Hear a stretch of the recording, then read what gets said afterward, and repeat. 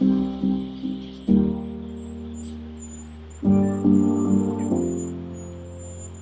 promise I will not accept mediocrity. I will reject average. And next year at this time, I'm going to tell you how excellent I've become.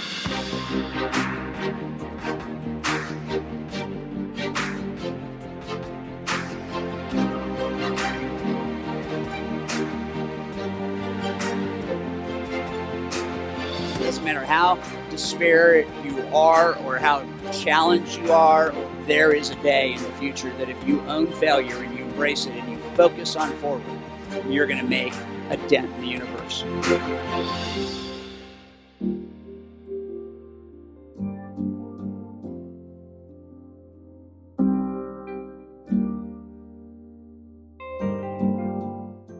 Get ready to succeed using our cutting-edge, high-trust strategies and achieve the success you've always dreamed of, both on and off the job. Welcome to Todd Duncan TV. Are you ready?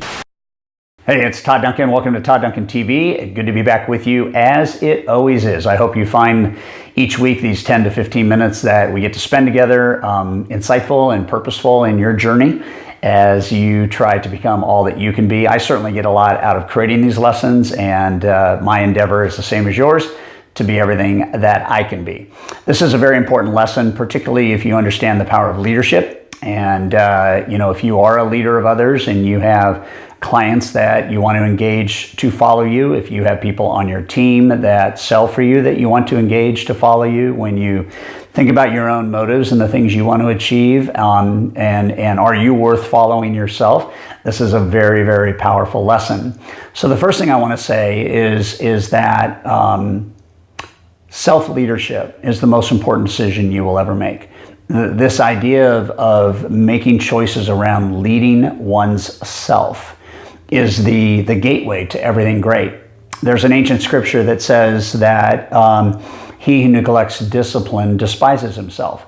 And I think what that means is if you can't lead yourself, if you can't motivate yourself, if you can't hold yourself accountable, you will have increased moments where you don't like what's happening to you. And I think we've all been there. We've all had moments in our life where, we want change, we need change, we're not on the right track, life has thrown us some curveballs, and at the end of the day, it's really going to be about how do you lead you? That is the chief question in life. How do I lead myself?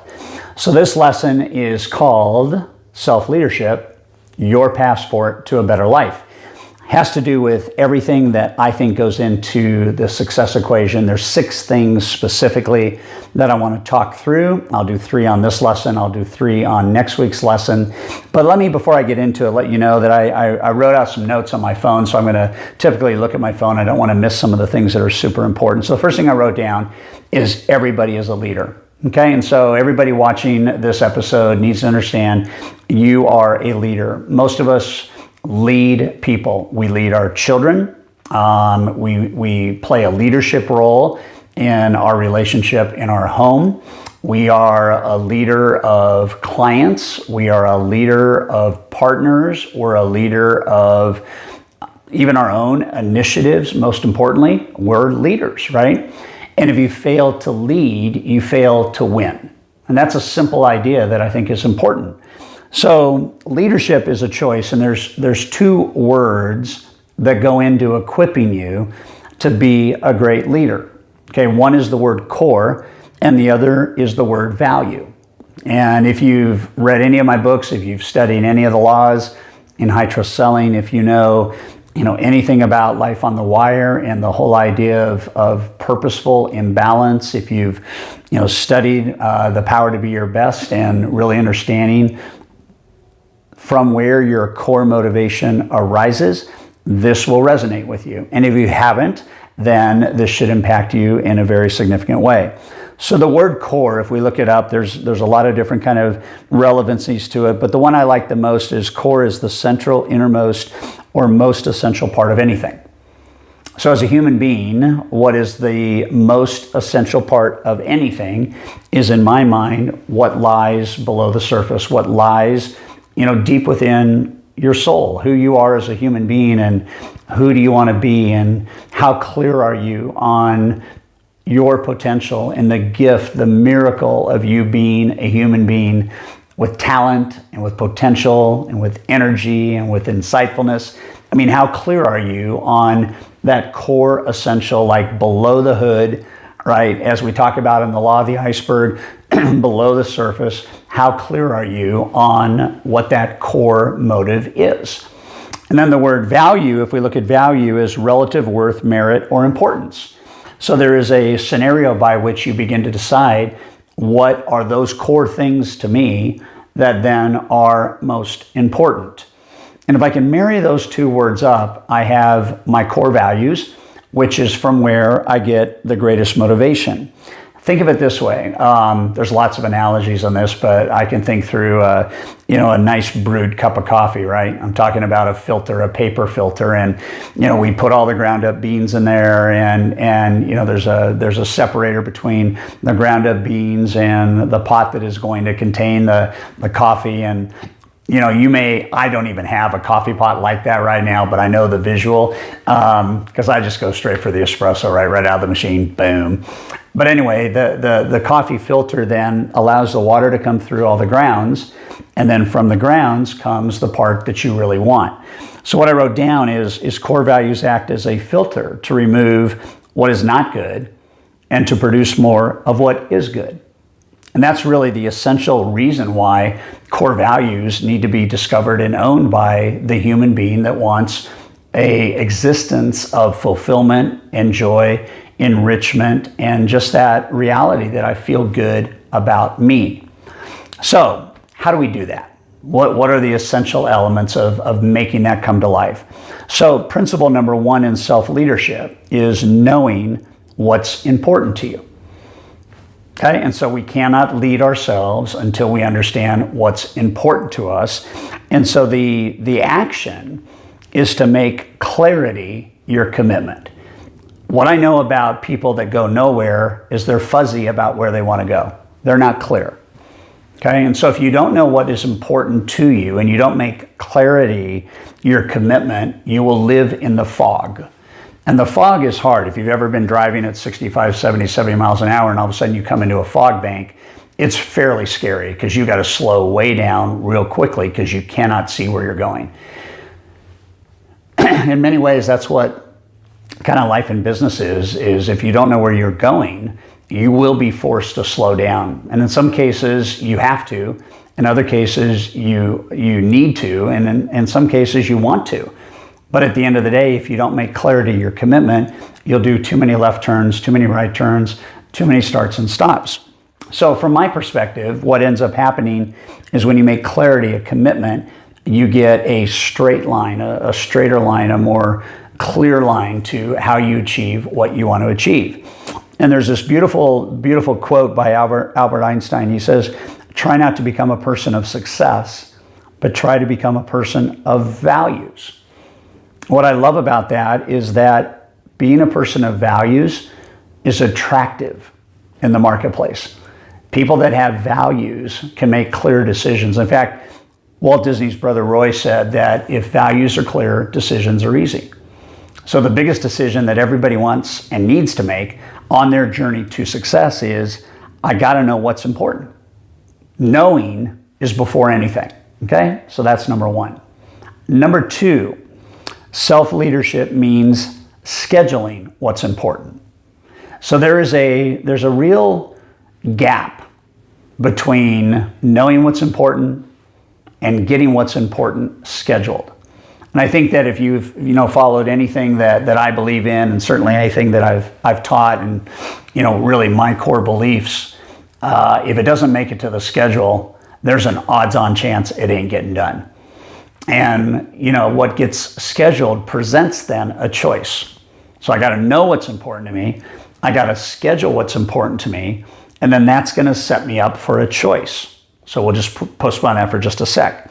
So when we think about this idea of self-leadership means scheduling what's important to you, then the action, if you will, is you must make prioritization your passion. So I want you to just kind of build a little bit of a relationship between, man, how cool is it for me to know with crystal clarity what's important to me? How cool is it for me to know that what's important to me has to make it to the schedule? And then think about the beauty of knowing what is first. To have the ultimate prioritization of your priorities. Okay? When you think about priorities, priorities that get ignored become more of a priority. And so the key to having priority management in your life, the key to really having flow in how the day works, the key to really getting more done, the key is to prioritize your priorities. I remember early in my origination career as a loan officer, I was reading some Stephen Covey stuff, and one of the things that Covey mentioned is he said, you can either prioritize your schedule or you can schedule your priorities.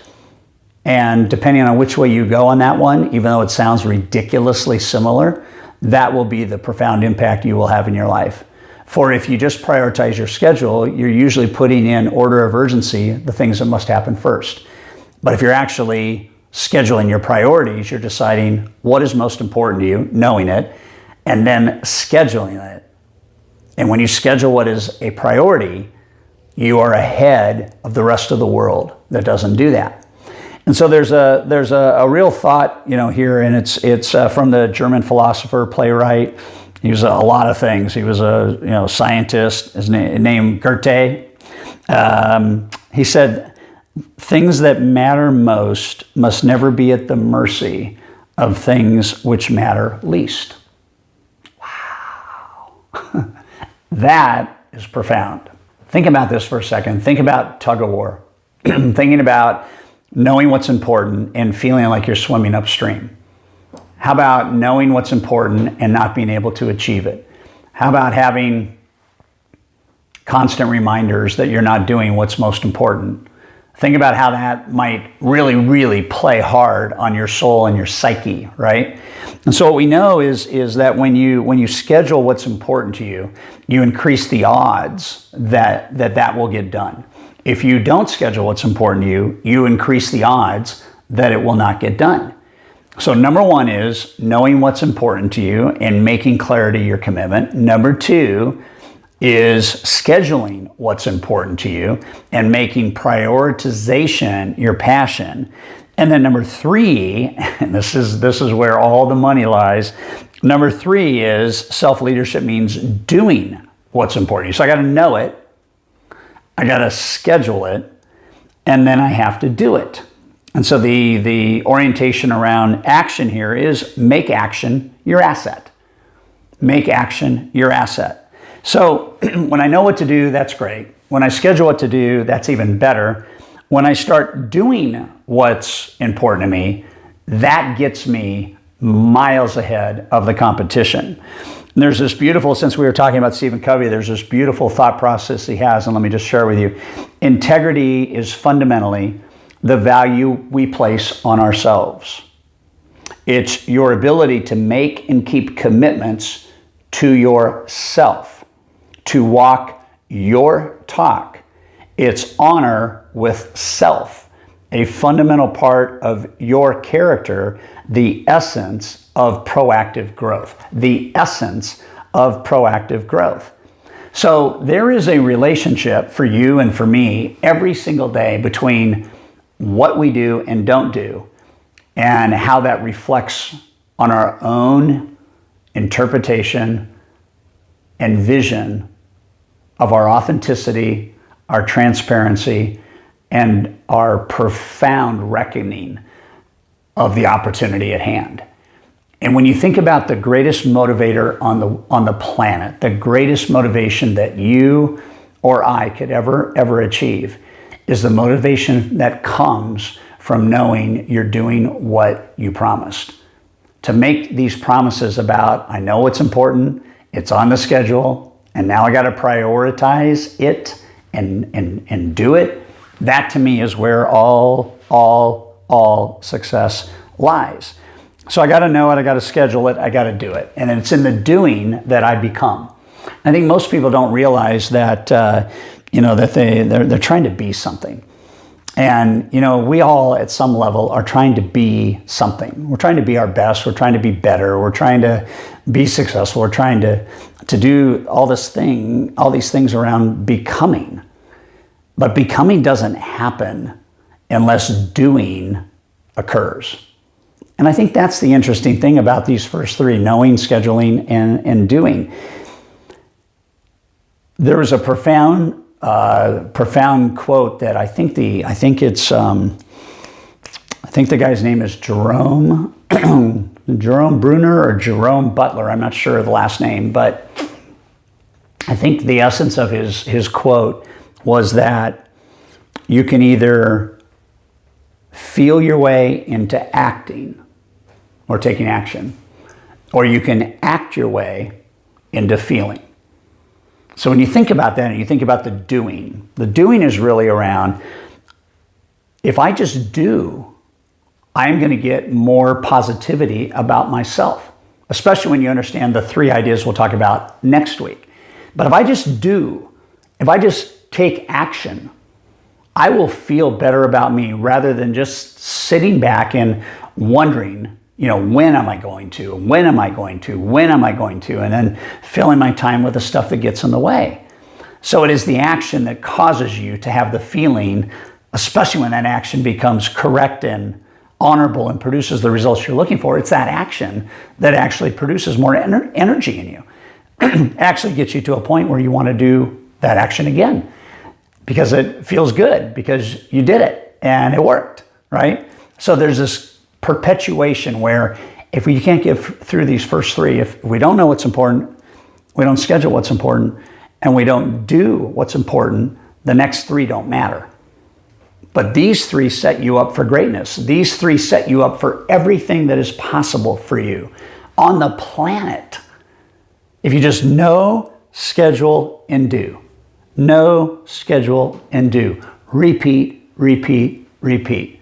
And it's in the doing that you actually lock on to the becoming, right? And I think as you join us next week for our next episode, the final 3 points, what you're going to realize is this 3rd point we just covered just now, the doing, sets you up for the greatness with the next 3. So join us next week. I know you're going to have to wait 7 days. If you're a leader, send this out to everybody that you lead. Have them start to understand this before we get to next week's episode. Share this. If you haven't subscribed yet, subscribe.